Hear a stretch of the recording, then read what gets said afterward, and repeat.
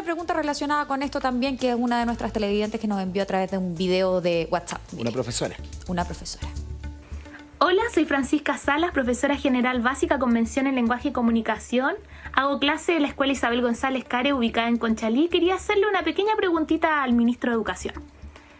Cuando retornemos a clases, ya sea a fines del 2020 o el 2021, vamos a tener que hacer cambios de protocolo dentro de las aulas. Como todos sabemos, el contexto y la realidad chilena es que dentro de las salas hay 40 estudiantes y probablemente tengamos que dividir esos cursos en 2.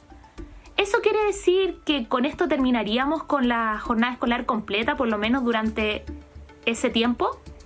Y si no es así, ¿qué propone el Ministerio de Educación para que llevemos a cabo esta idea? Gracias, Francisca. Gracias, Francisca. Sí, muy clara la pregunta de Francisca. Varias cosas. Lo primero, solo un dato.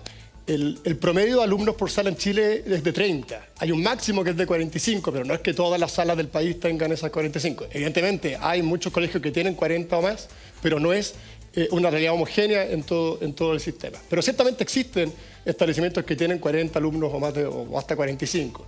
Y evidentemente en esos casos generar las condiciones del distanciamiento en la sala de clase puede ser más complejo. Y la manera entonces de hacerlo, si acaso no hay infraestructura suficiente para poder separarlo, es generar turnos o generar medias jornadas, que vaya un grupo en la mañana, otro grupo en la tarde. Y por lo tanto, frente a la pregunta de qué ocurre con la jornada escolar completa, ciertamente este año, que es un año totalmente distinto a cualquier otro, habrá mucha flexibilidad en ese sentido. O sea, no hay aquí el cumplimiento específico de la normativa tal cual como la conocemos. Evidentemente queda un poquito atrás y lo relevante es cómo generamos condiciones para poder asegurar el cumplimiento de los protocolos sanitarios y combinarlo eso adecuadamente con una permanencia en la escuela, sí, que obviamente va a ser diferente. Una pregunta, ¿cómo está funcionando en términos estandarizados el tema de las notas? ¿Se están evaluando a los alumnos? ¿Eso depende de cada colegio? ¿El particular pagado funciona distinto al particular subvencionado y el municipal? O se lo pregunto porque España, por ejemplo, pasó a todos sus alumnos con la nota promedio del año anterior. Entonces, ¿aquí sería lo mismo o se están haciendo evaluaciones? Sí, las orientaciones que hemos dado desde el Ministerio de Educación es que durante todo este periodo de suspensión de clases presenciales se realicen evaluaciones formativas. ¿Qué significa eso? Evaluaciones que no llevan nota, por ponerlo en fácil, sino que tienen más bien un carácter de retroalimentación con los alumnos, con sus familias, para que en el fondo se genere una cultura de trabajo, pero que no necesariamente vaya asociado a una nota. Y las notas se van a empezar a poner en la medida que, como lo hemos ya conversado, se pueda volver a las clases presenciales. Existen, y aquí de nuevo apelamos a esa diversidad de proyectos que están en el país, algunos colegios que tienen, por ejemplo, un mayor número de clases por Zoom o por otras plataformas. En esos casos, esa no es la realidad de todo el país. Eso más bien está centrado en los colegios particular pagados y ni siquiera en todos.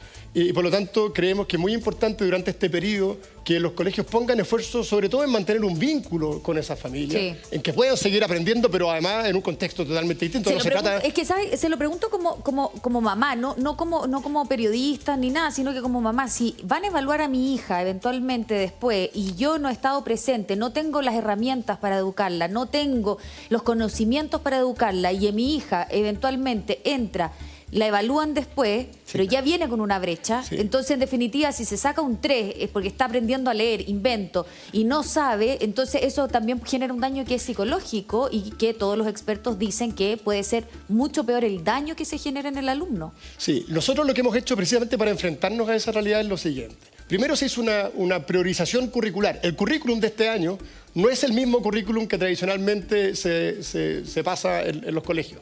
Ni el de este año ni el del próximo, que el próximo año también va a ser distinto. Claro. Es un currículum que en el fondo se concentró en áreas que son fundamentales y que opera como un acordeón. En el fondo se seleccionaron en todos los niveles asignaturas que son fundamentales, que se pueden integrar, que son significativas, y en la medida que haya más tiempo se pasan más contenidos, si hay menos tiempo se comprime.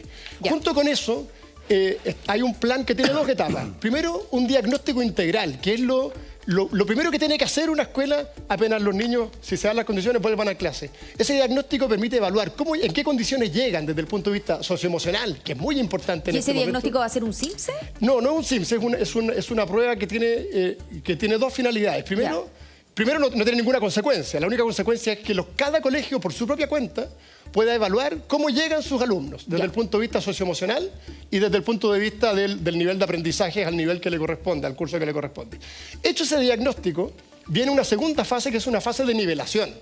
Porque precisamente no todos llegan en las mismas condiciones, porque las realidades que han tenido que vivir son muy diferentes.